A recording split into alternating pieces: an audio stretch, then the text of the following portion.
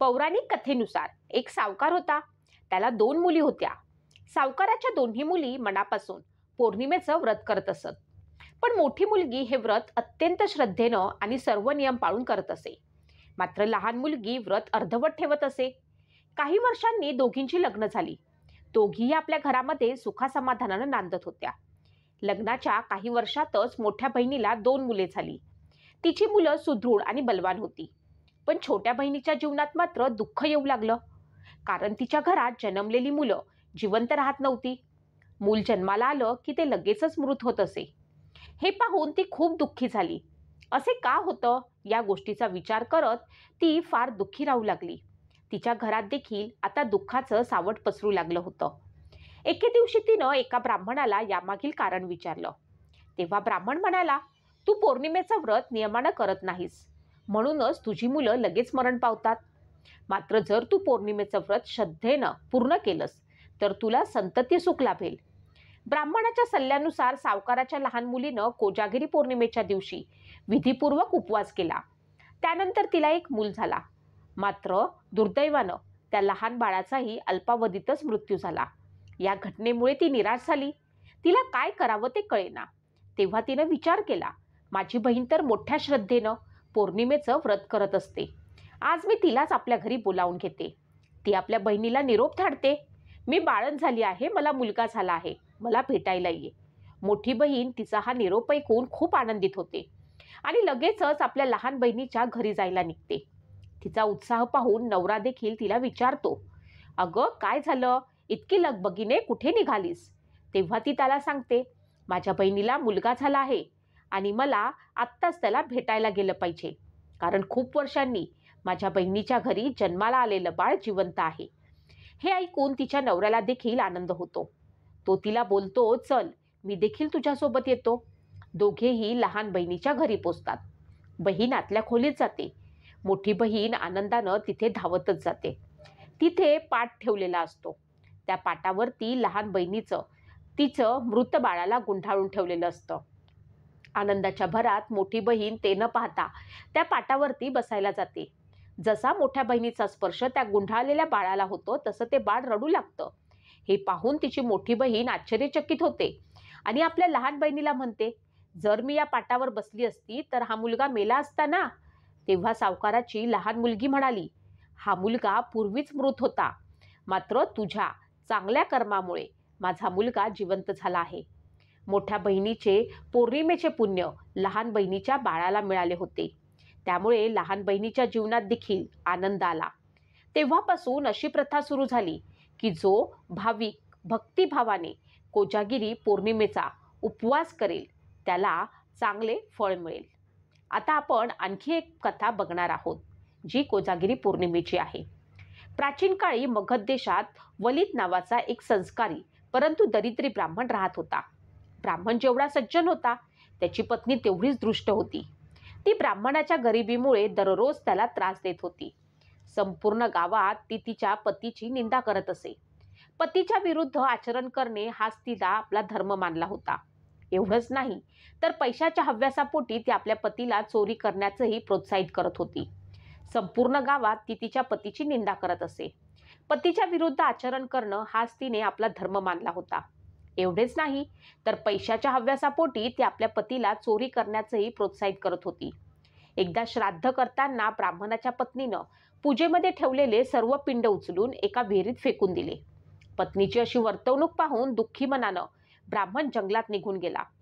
जंगलात गेल्यानंतर त्याला तिथे नागकन्या भेटतात. त्या दिवशी अश्विन मासातील पौर्णिमा होती. नागकन्यांनी ब्राह्मणाला रात्री जागरण करून लक्ष्मीला प्रसन्न करण्याचे कोजागर व्रत करण्यास सांगितले. ब्राह्मणाने विधिवत कोजागर व्रत केले. या व्रताच्या प्रभावानं ब्राह्मणाला अपार धनसंपत्ती प्राप्त झाली. भगवती लक्ष्मीच्या कृपेनं त्याच्या पत्नीचीही बुद्धी शुद्ध झाली आणि ते दाम्पत्य सुखाने संसार करू लागले. कोजागिरी पौर्णिमा ही शरद पौर्णिमा किंवा कौमुदी पौर्णिमा म्हणूनही ओळखली जाते. या दिवशी जे व्रत पाळले जाते त्यास कोजाव्रत असे म्हटलं जातं. या व्रतात दिवसभर उपवास करून रात्री माता लक्ष्मी आणि ऐरावतारूढ इंद्र यांची पूजा केली जाते. पूजा झाल्यानंतर देव आणि पितर यांना नारळाचं पाणी आणि पोह्यांचा नैवेद्य दाखवला जातो. नैवेद्य दाखवून झाल्यानंतर तो नैवेद्य आप्तेष्टांसह स्वतःही सेवन करावा, असे या व्रताच्या विधींमध्ये म्हटलेलं आहे. आकाशात दिसणाऱ्या चंद्राची पूजा करून रात्रीच्या वेळी त्याला आटीव दुधाचा नैवेद्य दाखवावा. तसेच या दिवशी दूध म्हणजे जुगार खेळावे, असेही विधीत म्हटलेलं आहे. या रात्री लक्ष्मी को जागरती, कोण जागा आहे, असे विचारत घरोघरी फिरते आणि जो जागा असेल त्याला धनधान्य देऊन समृद्ध करते. म्हणून लक्ष्मीच्या स्वागतासाठी रात्री रस्ते, घरे, मंदिर, उद्यानं, घाट इत्यादी ठिकाणे दीप लावून प्रकाशमान ठेवावीत. हा दिवस आणि रात्र प्रामुख्याने श्री लक्ष्मीच्या आराधनेची असते, अशी एक आख्यायिका आहे. या दिवशी चंद्र हा पृथ्वीच्या सर्वात जवळ असतो. अश्विन महिन्यात मध्यरात्रीला असणाऱ्या पौर्णिमेलाच कोजागिरी पौर्णिमा असे म्हणतात. तशी पौर्णिमा आली नाही तर दुसऱ्या दिवशीच्या पौर्णिमेला कोजागिरी पौर्णिमा समजले जाते. ज्या दिवशी पौर्णिमा पूर्ण होत असेल त्या दिवशी नवान्न पौर्णिमा साजरी केली जाते. या दिवशी करायच्या व्रतात रात्री लक्ष्मीची आणि ऐरावतावरती बसलेल्या इंद्राची पूजाही केली जाते. उपोषण, पूजन, जागरण या तीनही अंगांना या व्रतात सारखंच महत्त्व आहे. या व्रतात रात्रीच्या पहिल्या प्रहरी लक्ष्मी, इंद्र, बळीराजा यांच्या प्रतिमांची पूजा करतात व मग त्या दोघांना पुष्पांजली समर्पित करतात. अशी पूजा झाल्यावर पोहे, नारळाचे पाणी देवपितरांना समर्पित करून आप्तेष्टांना देऊन स्वतः सेवन करतात. चंद्राला आटीव दुधाचा नैवेद्य दाखवतात. दुसऱ्या दिवशी प्रांतकाळी बळीराजा लक्ष्मीची पूजा करून व सर्वांना भोजन घालून पारणे करतात. ब्रह्मपुराणात या व्रताची कृते थोडी निराळी सांगितलेली आहेत. रस्ते झाडावेत, घरे सुशोभित करावीत, दिवसा उपवास करावा, गृहद्वाराजवळ अग्नी प्रज्वलित करून त्याची पूजा करावी, चंद्राची पूजा करून त्याला दूध व खिरीचा नैवेद्य दाखवावा. भार्येसह रुद्र, स्कंद, नंदीश्वर ज्यांच्याकडे गायी असतील त्यांनी सुरभी, मेंढे बाळगणाऱ्यांनी वरुण, हत्ती बाळगणाऱ्यांनी विनायक व घोडे बाळगणाऱ्यांनी रेवंत व निकुंभ या देवतांची पूजा करावी.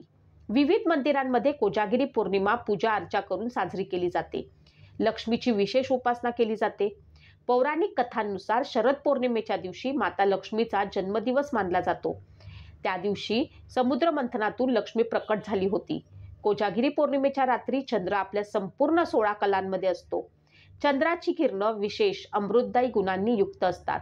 श्रीकृष्ण 16 कलांचे अवतार मानले जातात. द्वापार युगात वृंदावनामध्ये वज्रमंडळ भगवान श्रीकृष्णाने गोपिकांसोबत रात्री रासक्रीडा केली होती. वृंदावनात निधिवनात आजही श्रीकृष्ण आणि गोपिका रासलीला रचतात अशी मान्यता आहे. त्या दिवशी प्रसंगाची आठवण करून वैष्णव संप्रदायाचे भक्त रासोत्सव साजरा करतात. श्रीकृष्ण आणि राधाची विशेष उपासना केली जाते.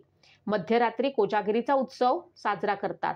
दूध आटवून मध्यरात्री अगदी 12चे चंद्रप्रकाशात ते सर्वजण प्राशन करीत असतात. चंद्रप्रकाशात असे आटवलेले दूध म्हणजे अमृतच होय. जो कोणी तोपर्यंत जागेल त्याला त्या अमृताची प्राप्ती होईल, अन्यथा नाही. अशी कथा आहे की रात्री 12 वाजता अश्विनी अप्सरा येऊन विचारतात को जागरती म्हणजे कोण जागे आहे, आणि जो जागा असेल त्याला ते अमृत देतात. ही झाली कथा. पण त्यातील रहस्य काय असावे? जागृत कोण आहे, कोण जागतो? भगवंत गीतेत म्हणतात, या निशा सर्व भूतांना तस्या जागर्ती संयमी यस्या जागर्ती भूतानी सा निशा पश्यतो मुने. श्लोक 69. भौतिक लाभासाठी सारेच जण जागृत असतात, परंतु संयमी त्या लाभासाठी झोपलेला असतो, म्हणजेच उदासीन असतो. परंतु ज्या आध्यात्मिक प्राप्तीकरिता इतर निद्रिस्त असतात तेव्हा संयमी जागृत असतो. म्हणूनच कोण जागतो, कोण जागरती? जो संयमी साधक आहे तो. अशा साधकालाच अमृतत्व प्राप्त होत असते. को जागरतीचा अपभ्रंश होऊन झाले कोजागिरी. या दिवशी दूध आटवून त्यात केशर, पिस्ते, बदाम, चारोळी, वेलदोडे, जायफळ, साखर वगैरे गोष्टी घालून लक्ष्मी देवीला नैवेद्य दाखवला जातो. दुधात मध्यरात्री पूर्ण चंद्राची किरणे पडू देतात आणि मग ते दूध प्राशन केले जाते. उत्तर रात्रीपर्यंत जागरण केले जाते. या दिवशी प्रत्येक कुटुंबातील ज्येष्ठ अपत्याला ओवाळून त्याची किंवा तिची अश्विनी साजरी करतात. कृषी संबंधित नवान्न पौर्णिमा. कृषी संस्कृतीमध्ये या दिवसाचे विशेष महत्त्व आहे. शेतकरी वर्गामध्ये हा दिवस उत्साहाने साजरा केला जातो. ग्रामीण भागात ही प्रथा दिसून येते. निसर्गाबद्दल वाटणाऱ्या कृतज्ञतेपोटी कोकणात नवान्न पौर्णिमा साजरी करण्याची प्रथा आहे. या दिवशी बाजारात भाताच्या लोंब्या, कुरडूची फुले, नाचणी, वरी आणि झेंडूची फुले खरेदी करण्यासाठी मोठी गर्दी होते. या दिवशी घराघरात नवीन धान्य आलेले असते. भात, नाचणी, वरी आदी प्रकारच्या धान्याची एक प्रकारे पूजा करण्याचा दिवस म्हणजे नवान्न पौर्णिमा. या दिवशी नवीन तांदळाचा भात, खीर करण्याची प्रथा आहे. नवान्न म्हणून नवीन तांदळाच्या पिठाचे पातोळेही केले जातात.